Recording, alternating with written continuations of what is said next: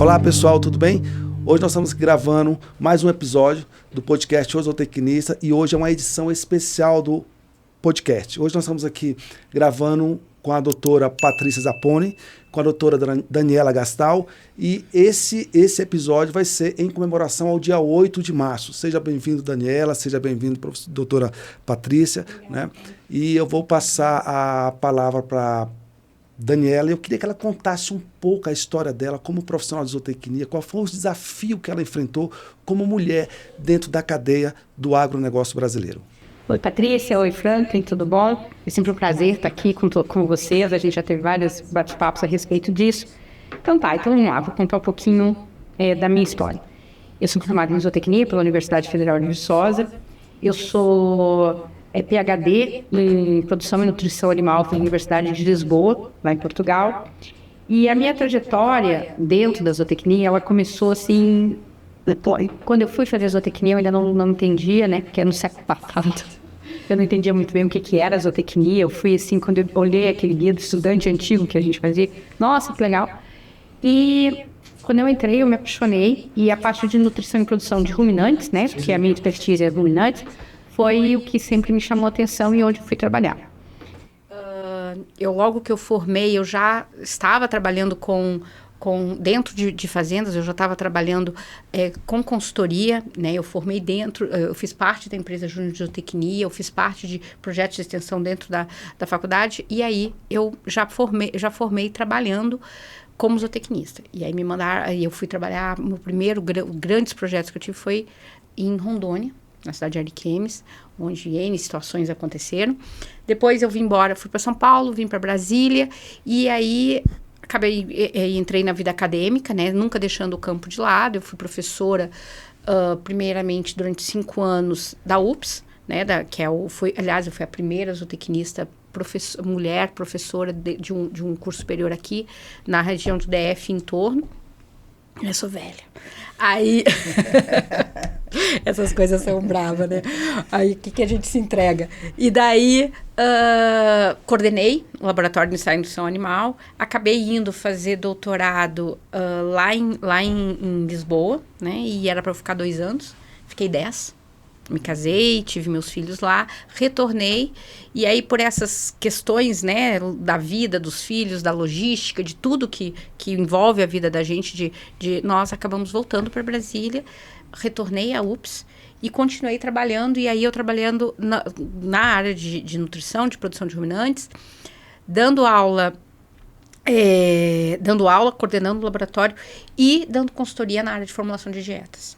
Há cerca de 1 ano e meio, eu me desliguei da UPS, né? E agora, o que eu faço atualmente? Eu continuo formulando, eu formulo dietas para o Brasil inteiro, né? Eu tenho cliente em tudo quanto é canto, né? Quando a gente vive academicamente, a gente acaba tendo uma demanda muito grande acadêmica e a gente acaba reduzindo o trabalho no campo. Depois que diminuiu essa demanda aí, explodiu, né? Eu tenho muitos clientes, alguns maiores aqui também. Eu dou aula numa pós-graduação, no PPG VET, que é a sede no Paraná, e oriento alunos lá. E recentemente, há cerca de 1 ano, por uma questão de oportunidade, eu abri uma outra empresa, agora são 2 empresas já, uma outra empresa que é uma empresa de captação de recursos. Então, a gente faz projetos para captação via FINEP, via... qualquer tipo de BNDES, o que tiver, aí a gente ajuda não só produtores, aí ela não é só específica para o agro, tá? Ela pega coisas gerais. Até leis de incentivo a gente trabalha. Bom, isso aqui é só um resumindo o que a gente fez. Um monte de artigo publicado. Esse ano acho que vai ser mais uns 3, 4, porque a gente não consegue, o bichinho da pesquisa não sai da gente. Agora, em relação a desafios... Quais são no início da minha carreira, sendo muito sincera, os meus maiores desafios e situações que eu acho até que situações bem problemáticas da minha vida, em termos de como mulher, aconteceram no início da minha carreira. A gente é muito nova, a gente não tem experiência, a gente acaba vivendo situações porque a gente ainda não sabe se impor ou se ter uma postura. Mas graças a Deus, né, e aí eu acho que é porque eu venho de uma família onde nós não tínhamos diferença quem é menino, nós somos 3 filhos, lá não tinha. Menina pode isso, menino pode aquilo, ele tem mais direito, não tem. Nunca existiu isso dentro da minha casa. Então, eu nunca me enxerguei como algo assim, eu sou mulher, eu sou diferente. Nunca teve isso. Então, e sempre teve assim, você se respeita, você se impõe e você tá ali como profissional. Eu tive uma situação de estar numa propriedade, tinha que dormir lá, e o dono da propriedade invadiu meu quarto. Ele invadiu meu quarto, e ele tinha bebido, e entrou. E eu peguei e mandei ele embora. E graças a Deus, a situação ficou nisso, e ele foi embora. Tanto é que no outro dia de manhã, quando eu acordei, tinha outras... eu não estava sozinha na propriedade, tinha 2 outros técnicos junto comigo, homens. Mas no outro dia, quando eu acordei, o dono da fazenda tinha ido embora. Né? E eu me afastei do projeto, né? Denunciei e ficou por isso mesmo. Na época, né? Na década de 90, então. Sim. E em Rondônia, tinha situações mais veladas ainda, porque eu recebia algumas propostas do tipo, vamos sair comigo, aí a gente conversa mais detalhadamente no barco sobre o projeto, sabe? Umas situações meio assim que a gente cortava de lado. Eu já estava comentando com a Patrícia anteriormente, eu cheguei numa propriedade e estava que eu era responsável pelo projeto, e tinha um outro técnico que era da área de piscicultura, né, que estava lá, que tinha ido junto, porque a gente estava na Amazônia, né, aquela coisa, aquele apelo, né, todo mundo muito feliz por estar lá. E aí a gente chegou lá, reuniram todo mundo, e o faz tudo, meio capataz, me apresentou a gente assim, esse aqui é o doutor X, e essa aqui é a companheira dele. Nem meu nome deram. Isso foi logo que eu cheguei na propriedade. Entendi. E aí, ao longo do dia, tipo assim, ele se posicionou muito bem, mas ao longo do dia, como era eu que sabia, era eu que falava, era eu que dizia, no final eles me chamavam de doutora. Mas, a inicial foi isso. E ao longo da minha trajetória profissional, é claro que dentro do meio acadêmico, a gente é mais protegida, né? Mas uma das coisas que eu sempre passei, principalmente para as minhas alunas, é o seguinte... Não é você não precisa se provar como forte. Você não precisa me provar como aquela que sabe carregar um saco de 10 quilos na mão. Isso não existe, isso é idiota, isso é uma bobagem. Tu tem que te provar como profissional técnico que você é. Sim. E é profissional. Não importa quem você é um profissional, você não é homem, você não é mulher, você não é nada, você é simplesmente o zootecnista que está lá prestando um serviço. E se você se impõe desta maneira... É uma vida profissional, você tira o fator sexo disso. E isso é um trabalho que você faz. Por quê? Porque nós temos uma sociedade machista, uma sociedade misógina. Eu, graças a Deus, eu nunca tive a situação de ganhar menos por ser mulher. Eu não tive essa experiência, então eu não sei te dizer como é que é isso. Eu acho que se eu tivesse uma situação dessa, eu não ficaria. Aliás, eu sei que teve alguns lugares que eu estive que... eu ganhava mais do que o agrônomo, por exemplo. Entendi. Mas assim, dentro do campo, tá? Mas por quê? Porque, primeiro que a minha formação era maior e o que eu impus de dinheiro era esse. Eu falei assim, olha, eu sou assim, esse é meu currículo, você me conhece assim, eu cobro tanto. Tu quer o meu serviço? Tá aqui, tu não quer. Fora. E assim foi. Então, eu acho que tem muito postural. Desafios? Tem. Mas... quanto mais a gente se impõe como profissional e tira da gente a carga do sexo, menos o fator sexo vai gerir a tua trajetória de vida. E isso é importante. E hoje a gente observa o quê? Que hoje nós estamos aí num mercado que a mulher está na ponta hoje. Está despontando aí no agro. Né? Você pode levantar, fazer as pesquisas, você vê, a gente na Zootrend, a gente faz sempre um levantamento nos formulários perguntando lá no Google Forms, fazemos algumas perguntas, depois a gente trabalha esses dados todos e nós temos uma participação muito maior de mulheres do que de homens, e isso está relacionado ao agro, que eu falo que assim, hoje o agro brasileiro é mulher, e a mulher está na ponta, está na gestão da empresa. Né? Mas a gente vê ainda esses casos ainda onde as mulheres sofrem dentro da cadeia do agro. Mas aí o que eles fazem? é muito comum, e eu tenho relatos de alunas minhas, de pessoas que fazem o seguinte.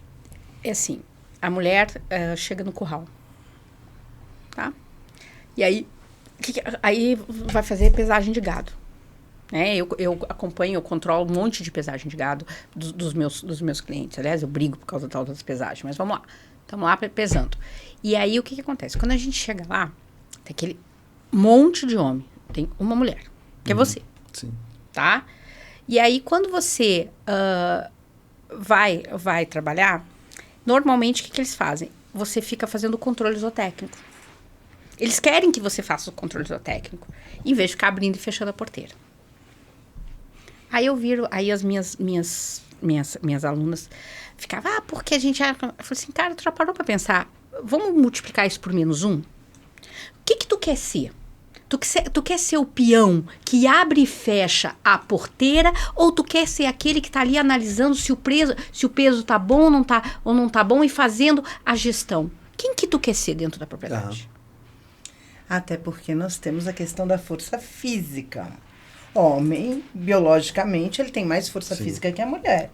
Então, atividades que requerem a força física fica para o homem. Qual o problema? Não, e a gente faz. Porque, por exemplo, tem vezes que eu chego na propriedade e tá lá fazendo, tá uma confusão, aí eu digo assim, sai daí que eu vou abrir esse troço aqui porque vocês não estão fazendo direito.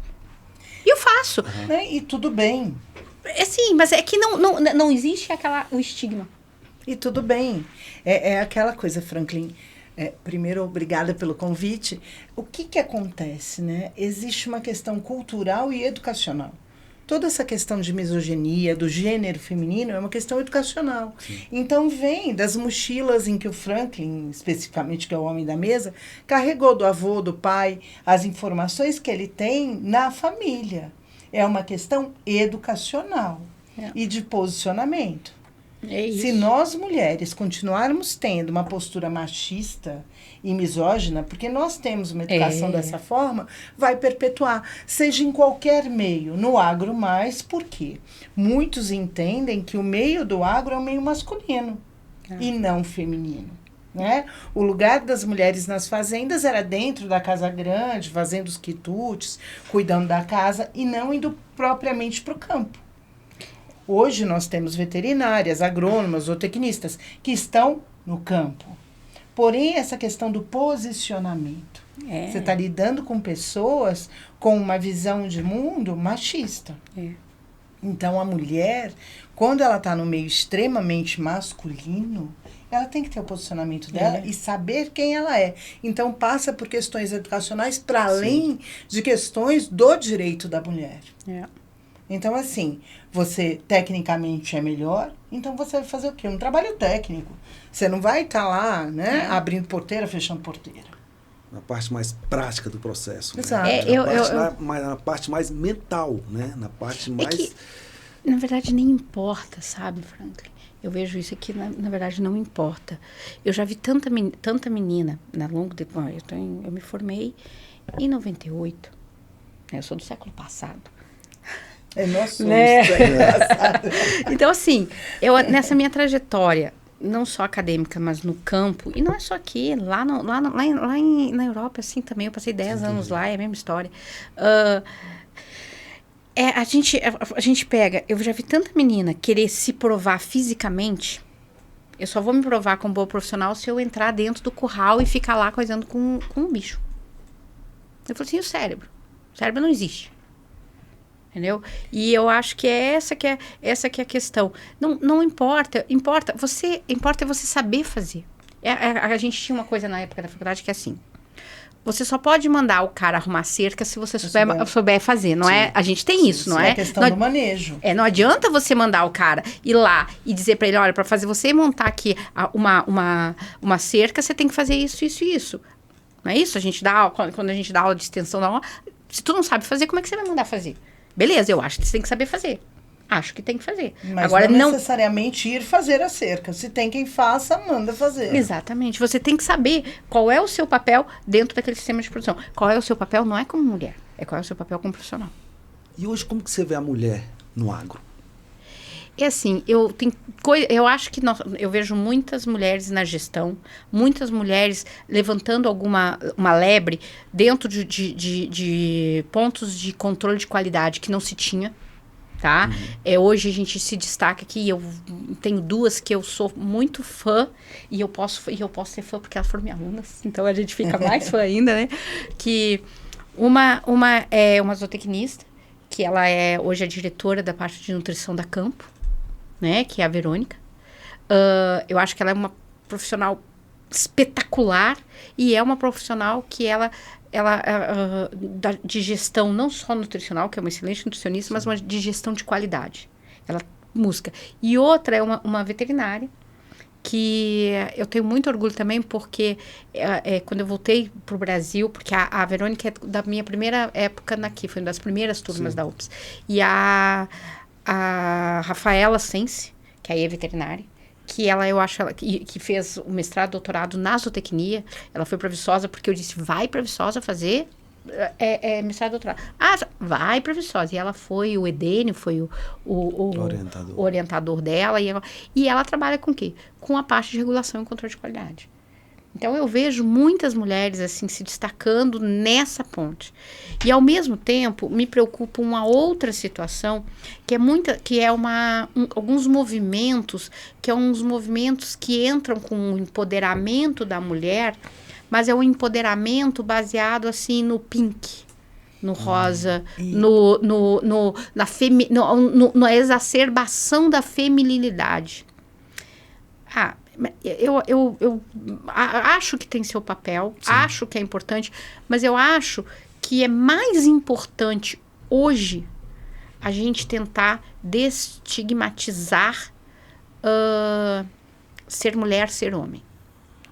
E olha que importante essa fala, né? Você agiu com sororidade, enaltecendo o trabalho de outras mulheres. Uhum. Uma coisa muito difícil, dada a história da mulher, né, em si, uma mulher enaltecer o trabalho da outra mulher. Por quê? Porque as mulheres, elas foram treinadas e condicionadas e educadas para concorrer. Né? Então, nunca, eu falo que mulheres bem resolvidas é que enaltecem o trabalho de outras mulheres. Né? Então, assim, isso que você fez foi agir com sororidade, importantíssimo isso.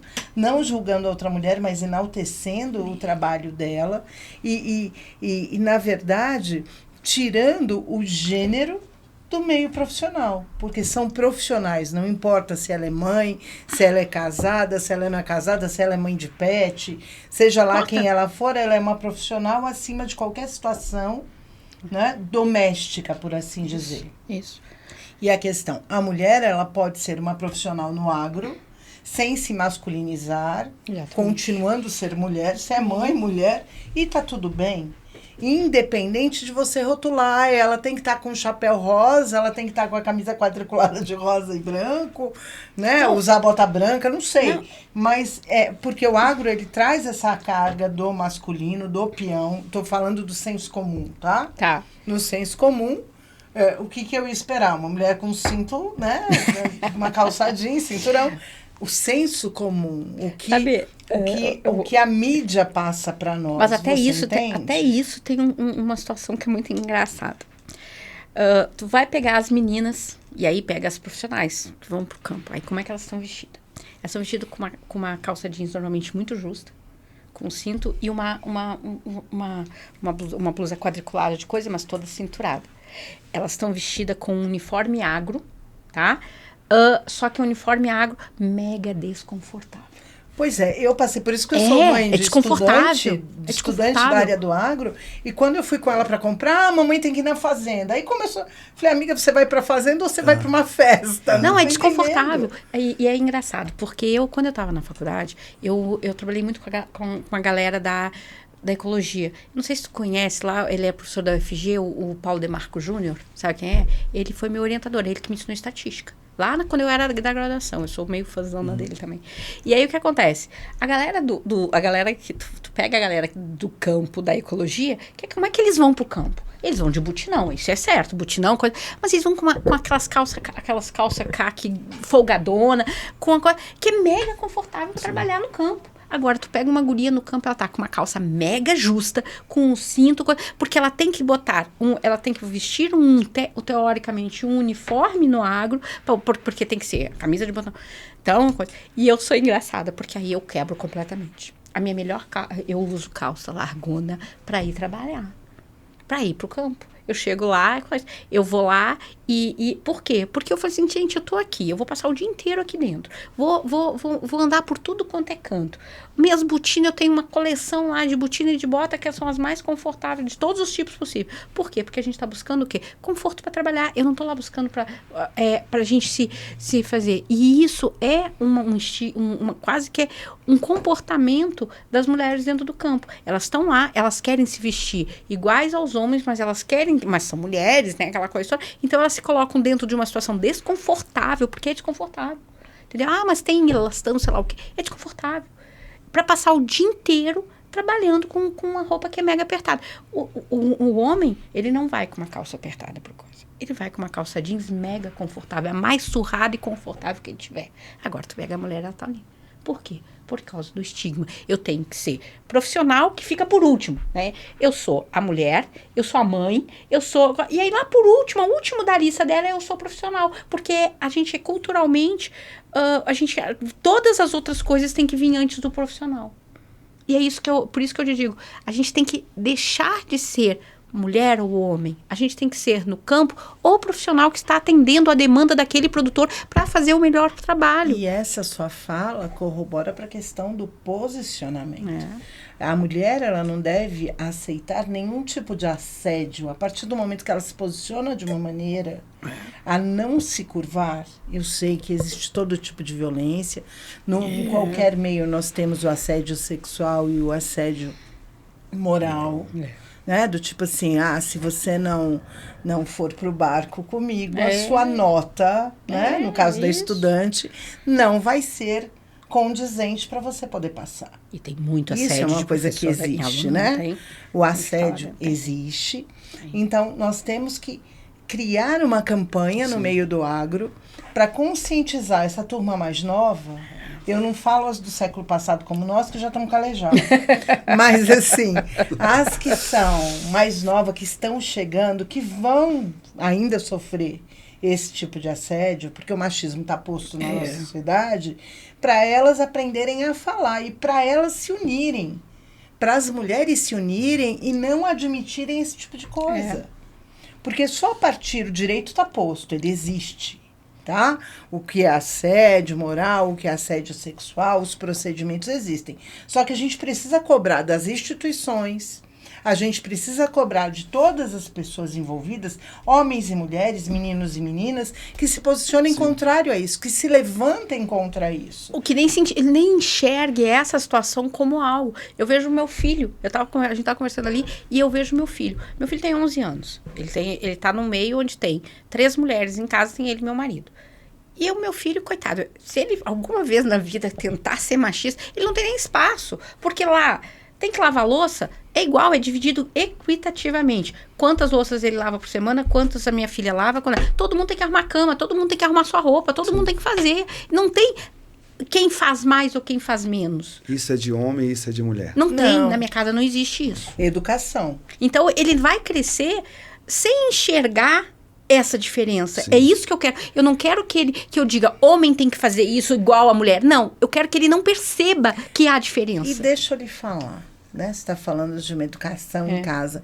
Isso mexe com o masculino do seu filho? Porque outro dia eu ouvi, quando eu postulei até numa entrevista, que a gente tem que educar meninos e meninas de maneira igual, eu ouvi de uma mulher que, mas aí eu vou mexer no masculino do meu filho. Nossa. Nem um pouquinho. Ele tá naquela fase natural, clara de meninos para um lado, meninas para o outro, que é 11 anos, na escola. Porque antigamente eles estavam sempre tudo embolado, né? Porque eles vêm com a mesma turma desde pequenininhos. Eles estão desde o pré junto, essa turma aqui com ele. E hoje não. Hoje o que acontece? Eles continuam sendo muito amigos, mas o que acontece? Tá as meninas de um lado, que tem a puberdade mais cedo, e os meninos do outro, naturalmente. E tá tudo certo. Tá tudo certo, não tem problema nenhum em relação a isso. E aí, voltando, essa naturalidade de não ver diferença, se a gente começa, porque não é dizer que são iguais.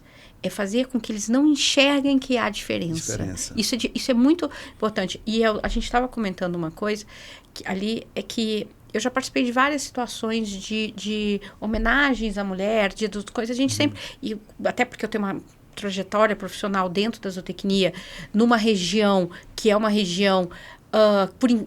engraçado, né? É uma região do agro, mas é uma região que a zootecnia teve que se mostrar, não é só feminino, todo mundo sabe disso, Franklin. E aí, sempre que eu vou... Como é que é essa história de você ser zootecnista, trabalhar e ser mãe? Como é que foi? Você se sente culpada por deixar seus filhos para trás? Eu falo, não, eu nunca sequer nem pensei numa situação dessa. Não passou na minha cabeça. Que é a carga que a sociedade espera que as mulheres se sintam culpadas por serem mães e por serem profissionais. É como se você, a partir do momento, tem aquela história, né, que o cérebro da mulher muda na maternidade e... Quando você se torna mãe, você tem que carregar a culpa porque você está abandonando a sua cria e querendo tomar o lugar do homem a partir do momento que você é profissional. Ainda existe esse olhar no nosso meio. Incrivelmente, em 2026, com 20 anos de Lei Maria da Penha, 93 anos do voto feminino, o que acontece? Nós ainda somos questionadas e até uma mulher que opta a não ter filhos. Tudo bem, ela pode estar no meio do agro e decidir não ter seus filhos e está tudo certo. E essa coisa de você ter que estar explicando para as pessoas que você trabalha, eu trabalho pra caramba, eu carrego meus filhos para tudo quanto é lado, porque eu tenho 3 filhos atletas. Né? Eles não são só fazem escolinha, eles participam de torneio, aquelas coisas, são atletas. Eu tenho a minha casa e eu tenho meu marido. Então, a gente faz tudo da maneira... Como a gente faz, como a gente funciona, é uma maneira que a gente estabeleceu e ponto, acabou. Então, eu não vejo hora nenhuma que eu seja mais porque eu consigo trabalhar, fazer um monte de coisa que eu faço e ser mãe. Ou que eu seja menos mãe porque eu faço isso. Ou que eu seja uma super mulher porque eu faço isso. Não. Por que a gente tem que dizer que uma mulher é um ó do borogodó porque ela faz tudo isso? Sabe por quê? Porque a própria mulher coloca que dentro de casa ela puxa para si a maternidade. Ela puxa para si os filhos. E aí, o acordo que ela tem dentro de casa, do funcionamento com o pai dos meus filhos e comigo, é um acordo que funciona. E que funciona, que não me diminui, que nem diminui ele, que nem... Não, nada. E, por exemplo, se a gente puxar essa sua fala pro direito, hoje... Todo regime de guarda, quando há a separação de um casal, é a guarda compartilhada. Sim. E o que a guarda compartilhada fala? Que pai e mãe têm a mesma obrigação do educar dos filhos e de decidir a vida dos filhos. A partir do momento que a justiça está me dizendo que eu, mãe, e ele, pai, são iguais nas atividades, por que nós, mulheres, insistimos em diferenciar isso?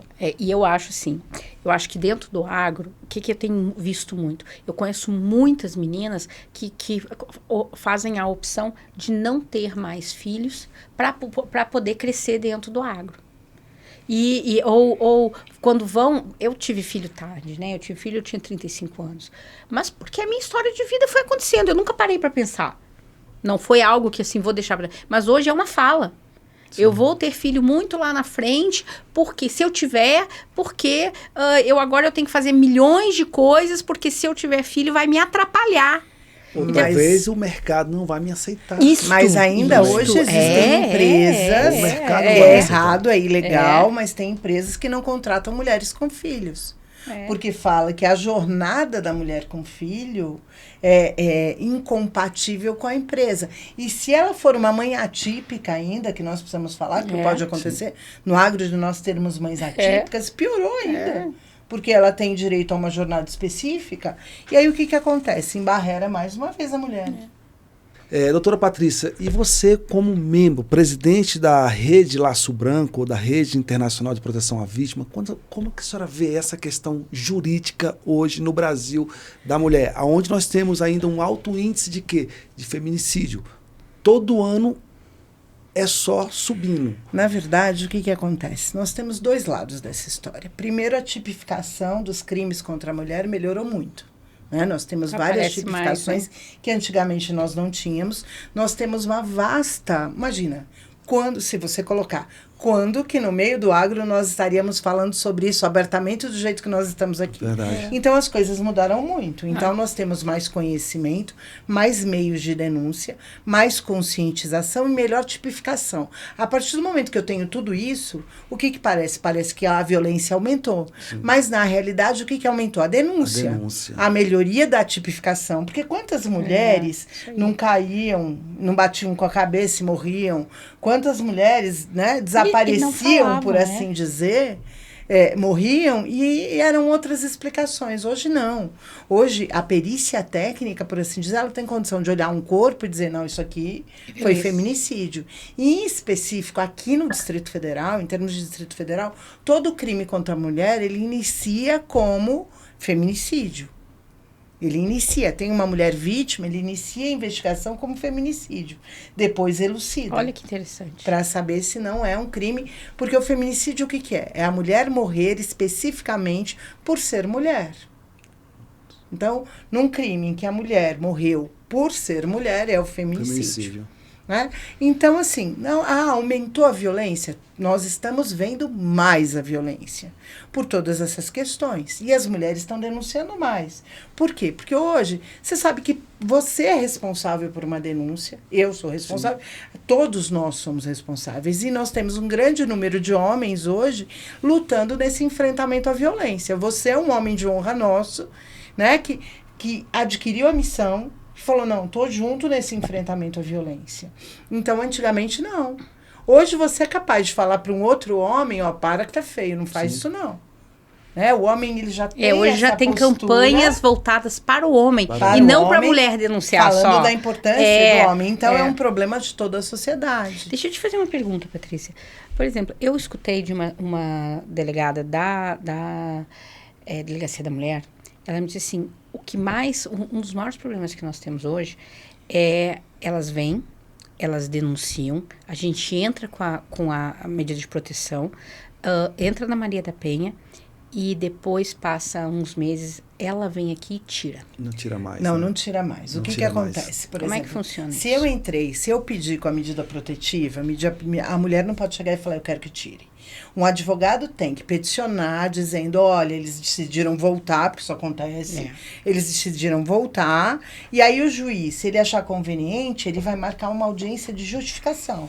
Vai perguntar para ele e para ela, cessou a violência? Vocês estão juntos mesmo? Mas mesmo assim, o aplicativo Viva Flor no DF, ele continua ativo. Tive um caso essa noite mesmo, que o que aconteceu? Tiramos a protetiva, voltaram a morar juntos, só que teve um caso de violência. Aconteceu a violência hoje. Acionou o Viva Flor, ele foi preso. Então, assim, a metodologia de proteção da mulher está muito maior. Não é que a mulher vai e tira. A gente tem que deixar claro. Teve a medida protetiva, e a medida protetiva, ela é algo para proteger o homem, não só a mulher. Protege o homem para ele não cometer um novo delito. E quando tem a medida protetiva e a mulher, busca o homem, ela quebra a protetiva também, só que ela não vai presa. Ela só se coloca em risco. Então quer dizer que se, por exemplo, teve a protetiva, não pode chegar perto. Aí, lá pelas tantas, a mulher disse, o advogado entra, peticiona. O juiz chama para uma audiência de justificação e pergunta, é isso mesmo que a senhora quer? A senhora tem certeza? O Ministério Público se manifesta e eles vão falar, não, a gente decidiu voltar por N questões. E o que mais faz a mulher retornar? Dependência econômica e dependência emocional. Por quê? Porque hoje está doente, né? A nossa maneira desde 2021, nós temos tipificado a violência psicológica. Que a violência psicológica é causar dano psicológico, de alguma forma, isolar a mulher, rebaixar, humilhar. Isso é uma violência psicológica. Só que para a mulher ser vítima de violência, a violência psicológica já aconteceu muito antes.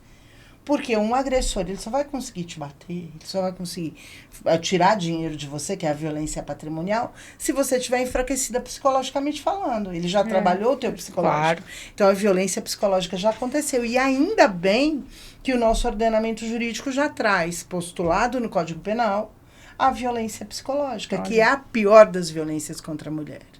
Quando um professor ou qualquer um dono de uma propriedade assedia uma mulher dizendo, olha, você não vai conseguir ter êxito na tua carreira se você não ficar comigo, violência psicológica, assédio moral. Eu acho que falta tipificar o seguinte, não, quando uma empresa ou quando um produtor não contrata uma mulher por ela ser mulher, isso é uma violência também. Isso é uma violência. Isso caracteriza ela como fazer isso. E você pode denunciar isso. A doutora vai me falar melhor isso, mas dentro do direito a gente não comete só um crime quando ele está fazendo isso. É igual o princípio. Quando você fere um princípio, você vai ferindo vários. Você vai ferindo vários, né? E eu posso estar arguindo uma série de coisas. Porque é assim. Né? A violência psicológica, o assédio moral, essa misoginia, eu vou colocando uma série de questões e eu posso pedir o dano moral. É porque a gente vê uma situação, eu vejo uma situação assim, por exemplo, uma vez a gente conversando na minha casa, e estava conversando sobre isso, sobre a questão até da pedofilia. Né? Porque né, agora nós estamos com casos aí recentes. Da menina de 12 e aí, anos a minha avó, ela casou com meu avô, acho que ela tinha 12, 13 anos. Meu avô tinha 20 anos. Isso em 1900 e, sei lá, 20, 30, 40, a minha avó 30. Também. Ela tinha 12 anos, meu avô 33. Aí, minha avó, meu avô tiveram não sei quantos filhos, tudo lindo, maravilhoso, aquela história de família do Rio Grande do Sul, coisa meio alemã, aquela coisa toda. Só que a gente conversando, a gente pegou e falou bem claramente, mãe, aquilo foi uma pedofilia. Sim. Foi uma pedofilia. Não deixa de ser, porque na época que isso aí era o que era, culturalmente, era uma pedofilia. É que uma guria de 12 anos não tem. Não tinha, Eu tive uma amiga eu mudei para Brasília em 1983. E eu tive a minha melhor amiga, o pai e a mãe dela casou com ele e ela tinha 12 anos. E eu quer dizer, eu estava em 1983, eles devem ter casado na década de 70, e ela tinha 12 anos. Então, quer dizer, o que acontece? Tanto existe que a gente está vendo casos hoje sobre isso. Mas existe a tipificação. O ordenamento jurídico está hoje prevendo, temos, graças a Deus. Né, que criança não namora nem de brincadeira, deixando claro. Vai né? visitar o Código Penal lá nos artigos dos 200, está toda essa tipificação. E assim, o que acontece? Nas fazendas, a gente precisa falar do meio do agro, é muito comum. Extremamente comum. Você vai para algumas cidades aqui do nosso país e você vê, né, relacionamentos ali instaurados, que ou por necessidade, ou seja lá, mas é crime. Criança não namora nem de brincadeira. Menor de 12 anos, até uma passada de mão é estupro de vulnerável, gente. Passou a mão, estupro de vulnerável. Encostou. E eu tenho homens presos por conta de ter encostado o cotovelo no seio de uma menina de 12 anos. Então, é estupro de vulnerável, sim. Eu acho que a gente, dentro do agro, toda a realidade do agro, não é só mulher que trabalha no agro. Não, criança. A gente tem situações e a gente precisa falar complicadas. Do tráfico interno de pessoas que a gente tem no meio do agro. Né? Quantos, né? Existem? Eu tiro de uma região, levo para outra região do país, fico com toda a documentação da pessoa, a pessoa paga as despesas que eu tive com o trabalho, isso é tráfico. Eu acho trabalho escravo, tráfico de pessoas. E a gente precisa, para além da violência que existem contra as mulheres. Eu acho que são frentes de trabalho, sabe? Franklin, a gente tem que ter uma frente de trabalho de combate ao que acontece agora, de conscientização, tudo, mas a gente tem que ter uma outra frente de trabalho que é muito importante, que é uma frente de trabalho educacional, que é na formação das novas gerações. Sim. Por isso que eu te digo, se a nova geração, ela perceber que não existe, na hora que você está prestando um serviço, não existe o diferencial homem, mulher, e sim, você está contratando o profissional que atenda, talvez a gente já está dando passos para que o agro seja igualitário no sentido de não enxergar que eu estou contratando uma mulher, eu estou contratando um homem. E que não profissional. Aceitem, tanto homens quanto mulheres no meio, né, os jovens, não aceitem nenhum tipo de assédio, de piadinhas. E é posicionamento. É posicionamento. É você, dentro da tua sala de aula, colocar isso para... Hoje tu vê isso. Quando eu estudei, nós éramos menos mulheres do que homens. Mas hoje está ao contrário. Hoje você tem muito mais mulher do que homem. E nós ainda temos uma... Quer dizer, a mulher tem mais mulher lá dentro das salas de aulas, eu sei porque nas minhas turmas a grande maioria era mulher. E o que acontece? O estigma continua. Então, nós precisamos trabalhar o corpo do quê? Docente, os professores. Mudar a mentalidade do professor. Né? O Franklin é um no meio. Em que se posiciona. A gente precisa trabalhar o quê? Mais homens, professores, que se posicionem também, para além das mulheres. As mulheres precisam, sim, né? Professoras que vão passar uma nova mentalidade. Mas a partir do momento que essa postura vem do homem, ela nos fortalece. Outro dia eu ouvi, mas Patrícia, você está trazendo o homem para esse discurso, você não enfraquece a mulher? Não, eu fortaleço. É o contrário. Eu preciso ter homens comigo que fortaleçam a minha fala e que me ajudem a falar para outros homens. Sim. E a partir do momento que eu mostro para uma garota que um professor está tendo essa postura, ela vai ter muito mais confiança e condição de denunciar. Por quê? Porque ela não vai ter o homem contra ela. Porque o que acontece? Denuncia o grupo dos professores, dos homens se unem, e vão contra aquela menina execrada. A partir do momento que ela tiver homens ao lado dela e fala, não, você não está sozinha, não. Estamos aqui. Ela se sente mais corajosa. E que um homem se postula... Forte. Porque um homem falar para um outro homem, ainda nos dias de hoje, vale muito mais do que nós, mulheres, falarmos para ele. Isso eu falo do canteiro de obra. Eu vou dar palestra no canteiro de obra, eu posso ser tecnicamente melhor do que os 10 homens que estão me acompanhando. A partir do momento que o homem levanta e fala, boa tarde, o silêncio se faz, fala, meu Deus, mas eu falei a mesma coisa que ele. E ele ainda não foi treinado a nos escutar. Tem homens que não conseguem ouvir uma mulher. Eles desconsideram tanto, que eles não conseguem entender o que você está dizendo. Porque tudo vai ser mimimi. Tem muito protovoral, assim, né? Então, nós precisamos, sim, principalmente em meios mais masculinos, que o homem se postule. Vital isso. Teve um produtor que eu fiz uma reunião para formular e formulei umas dietas para ele. E ele nem me pagou, só para você ter uma ideia. Tá? A fala dele, o meio de campo foi feito com outro técnico, né, que falou para ele, não, mas eu tenho uma nutricionista para te indicar, papapá. A fala dele comigo e em relação a outras zootecnistas, que era uma outra situação, foi tão condescendente que era como se fosse algo assim, tipo assim, ele falava com a gente assim, olha, aí vamos fazer, era tudo muito nhenhenhen, não tinha ele não estava conversando comigo profissionalmente dentro de uma situação ali, ele estava conversando comigo de uma maneira muito condescendente, sabe? Tanto é que depois eu falei, mas você não vai cobrar? Eu falei, eu não quero nem ver na frente. Fica com ela e faz o que ele quiser, se é que ele vai ler aquele troço. Porque eu acho que nem isso ele fez. Por quê? Por causa da condescendência da maneira como... Mas é que tá, foi o que eu falei. Tem homens que desconsideram tanto a mulher nos dias de hoje, 2026, em que nós precisamos do engajamento masculino para mudar essa postura. Porque você pode ser a PhD. Não importa. Não importa, ele não vai levar em consideração.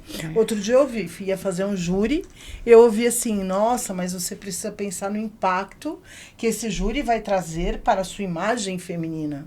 Oi? A partir do momento que eu coloquei minha toga... Isso não é mais homem ou mulher. E eu tô lá, eu não sou homem ou mulher. Isso. Ah, mas você tem que pensar 2 vezes se você vai aceitar esse júri por conta do impacto da imagem. O impacto da imagem... Porque o homem, se seria um homem, não teria. Ou se você vai fazer uma defesa e você é um pouco mais ríspida, né? Você está sendo agressiva. Se é homem, ele está sendo assertivo.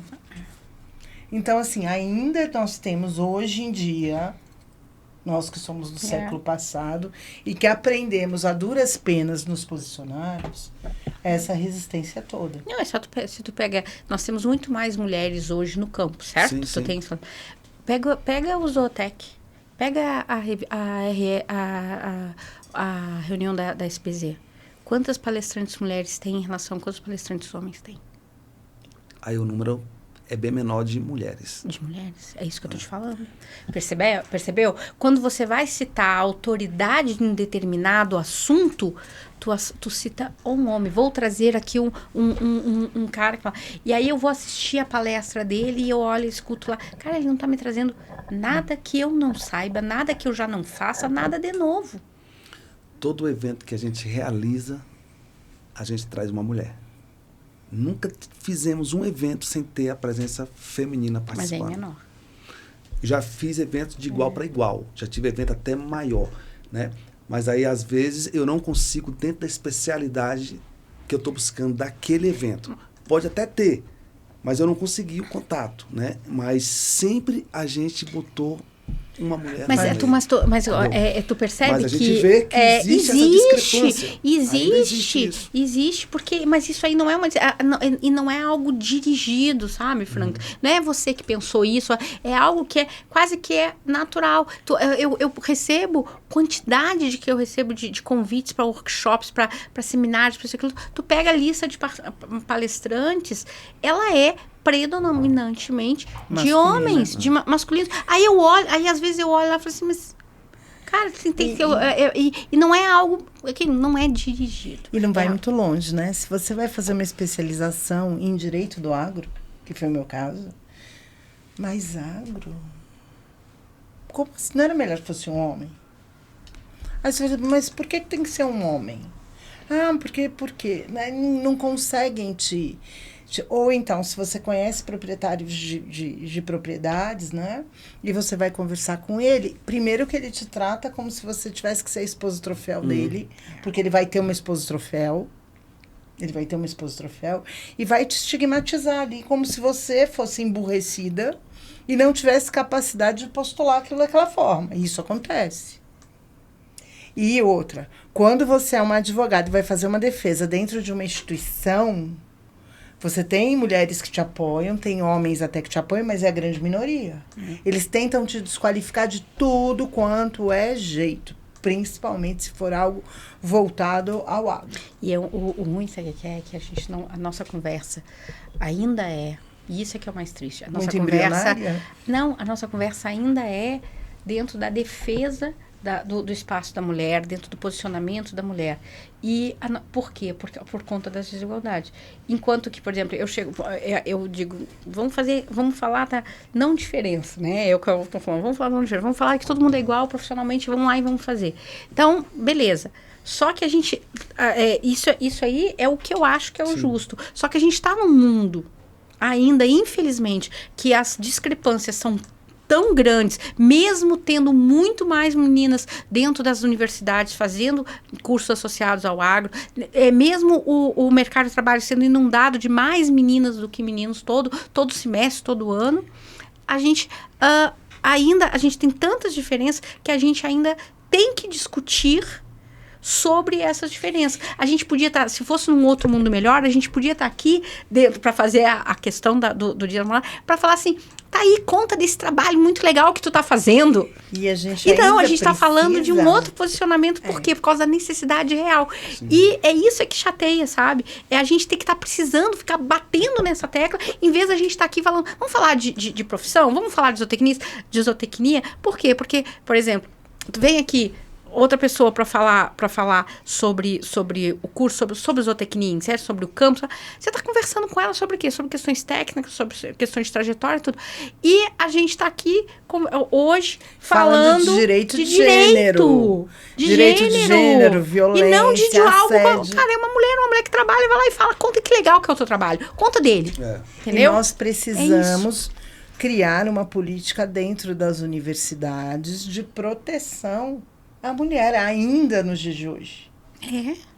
Precisa existir uma ouvidoria, precisa existir um amparo para coibir, porque a partir do momento que você começa a cobrar mudança postural e fala, meu amigo, isso aqui foi crime, eu vou te exonerar, eu vou te mandar embora porque você praticou isso, você começa o quê? A constranger.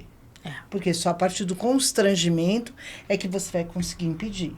Porque senão, não aconteceu nada, ficou suspenso 90 dias, até logo, voltou, ele continua recebendo, porque ele continua não, sendo 90 dias recebe, não recebe? Até 6 meses. Até 6 meses recebe. Então, ele continua sendo semideus, a universidade vem e fala para você, mas eu não vi nada tão grave.